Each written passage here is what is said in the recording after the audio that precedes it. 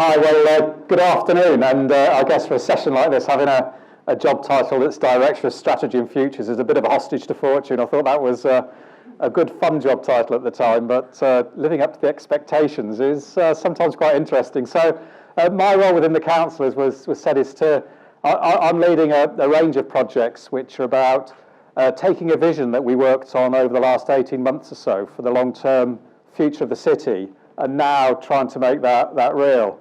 And it was some work done through something we created called a Futures Commission.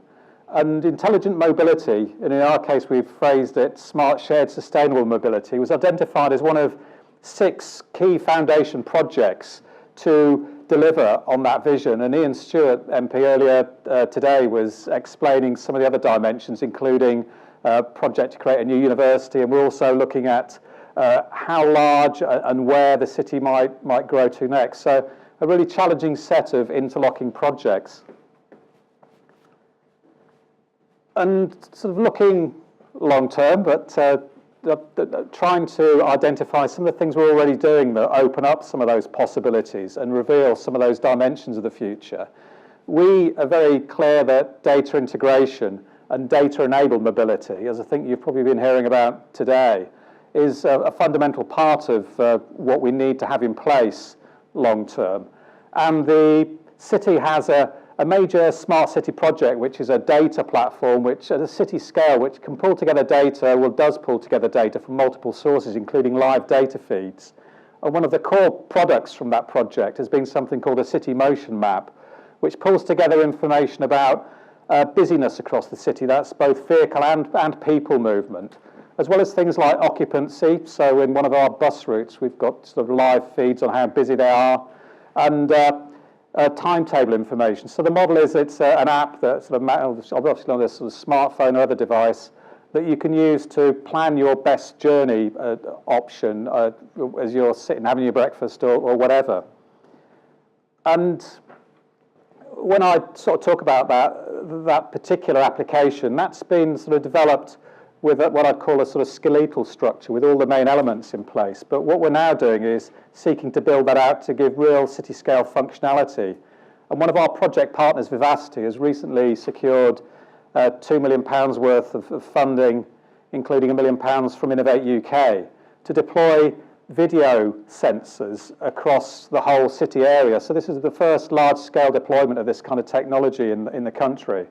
And it will mean having video capture sensors at all our major junctions, as well as across our car parking estate. Those of you you have been to, you're here in Milton Keynes, you'll have noticed we've got a large number of surface car parking spaces, of which actually about 20% are unused at any one time, usually on the periphery. So this project will cover 13,000 of those spaces, and it uses video technology, you can see in the bottom left, that can discriminate between cars, people, and cycles and so on. So given a very comprehensive coverage. So that gives us real-time sort of congestion and busyness information that can help with both strategic planning and immediate real-time sort of journey planning. Interesting, I mean, it's not being deployed in this study, but interestingly, the cameras have got an artificial intelligence component. So the video is processed within the camera, and then the data, the analysis is sent through to the data hub rather than sending, video streams. But that technology can connect them with street traffic lights. So you can have a real-time traffic management system that responds to traffic, very immediate traffic conditions and so on. And I mean, that was all over the Daily Telegraph about 3 weeks ago, but we're definitely not doing that dimension, partly because we haven't got that many traffic lights here in Milton Keynes, and this is probably enough to bite. And interestingly, long-term, people are saying, well, will you really have traffic lights long-term? Because if you get connected vehicles and they can speak to each other in infrastructure, why wouldn't they be doing this really delicate, intricate dance as they come up to roundabouts to go through, rather than having to stop and have signalisation? We also know that the future is going to be electric, and we've put a lot of effort and energy and secured some significant grants to develop electric mobility across the city. So we've got a very strong, in fact, we think it's the UK's strongest electric car charging network, including a very recent sort of installation of 50 rapid chargers, so one in every grid square in the city. So these are the chargers that give you an 80% charge within about 20 minutes, so a bit like a little electric filling station. So we think that's the basis for an electric taxi service. We've also got that top left, it's not a flying bus project, it's actually an induction charging system for buses. So at either end of the number 7 route, which is one of our busier routes, the bus rests for about 5 minutes longer at the bus stop over an induction charging plate and receives enough of a charge to do the next part of the journey. So it can keep going for a full duty cycle for 12 hours rather than sort of deplete within about 5 hours and go off and plug into a charging post at a garage. And that's been running for about 3 years and has shown itself to be economically competitive and performance competitive with diesel. So we've secured investment to put another route onto that system. So we'll have, within a couple of years, about 20% of our bus services operating with that kind of system. And we believe that induction charging is going to be a significant part of the future, including for cars in due course. And speaking of cars, at the bottom there is our new electric vehicle experience centre. That's going to be opening in the shopping centre in the middle of, well, probably about the middle of next month, so in the summer sometime. And that's multiple manufacturers using a common front end to engage with potential customers and give access to electric cars so that people can go off and use them for a few hours, a day, a weekend, or whatever. Because the wisdom is, and the experience shows, that people who engage with this technology actually quite like it. I'm sure you've heard a fair amount about the sort of autonomous projects we've got going on in the city. So we are a bit of a hotbed, if you like, a hot test bed for these technologies. And this is the LUTS Pathfinder programme, the vehicles there that the Transport Systems Catapult were leading a programme of testing in the city environment, so actually deployed. And these are products that are designed for pedestrian surfaces, pedestrian and campus surfaces. So it's not supposed to be a road-going alternative to the car. It's supposed to be a product which gives a complementary last-mile solution for people arriving in the city at major transport nodes. And the LUTS programme tested 3 of these actually on the ground in the city, and we've got further funding through another project, which will be by this time next year. Though there's, you can't really just see what that is, but that grid there, it's part of the city, and on a specific part of the city, we'll be testing a trial of around about 40 vehicles, which are an evolutionary step up from LUTS. So we'll be running that as a real public transport service with designated users, but actually in the city, looking at if this is an on-demand sort of service and something we think might be commercially viable. What sort of price are people prepared to pay for it? What sort of density of vehicles do you need in a particular geography for it to give you the right kind of level of service in terms of responsiveness and so on?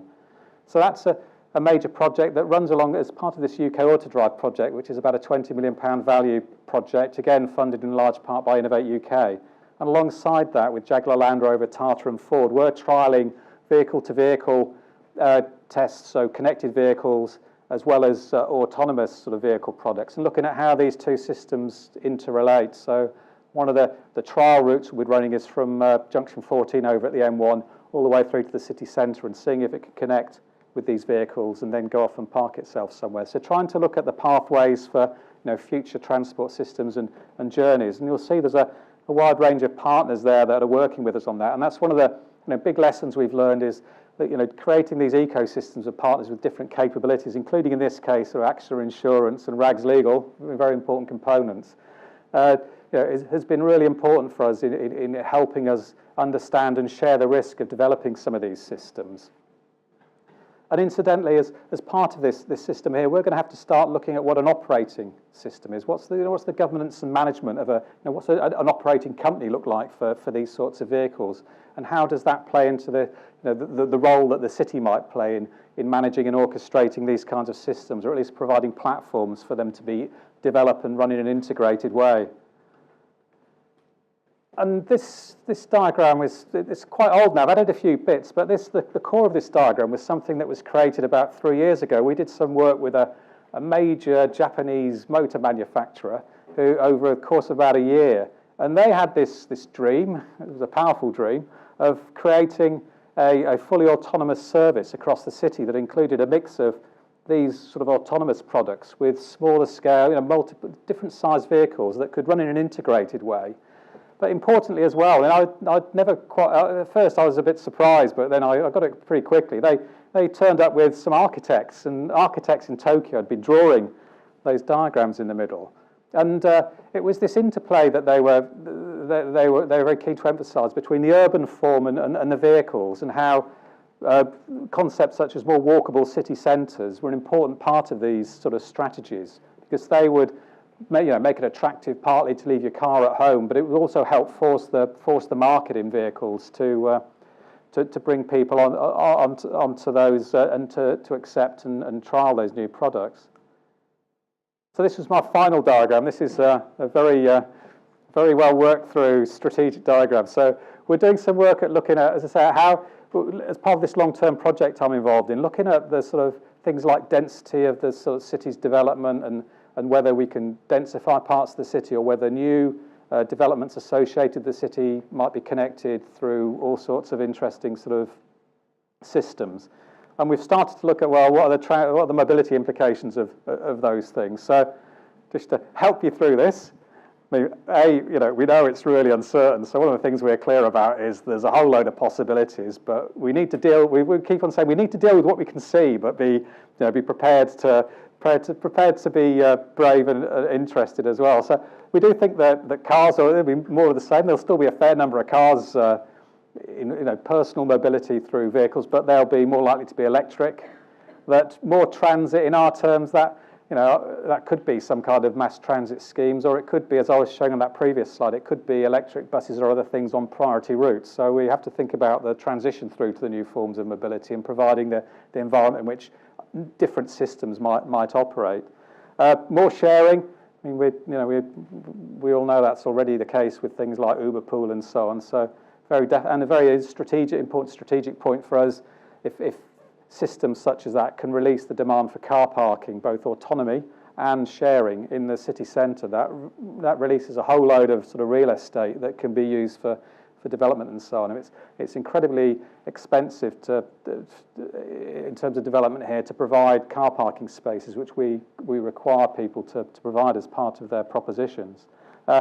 That says more autonomy, and that light bulb it's just a clever idea, because we couldn't quite work out what sort of nice little icon could do that. But importantly, more activity. How can we just make sure these systems integrate with notions such as cycling and so on, and walking as as an integrated part of the journey, so we can encourage more healthy activity. So I'm not sure whether that is the sort of future you expected, but there are components of that will be part of the future to various strengths. So thank you very much.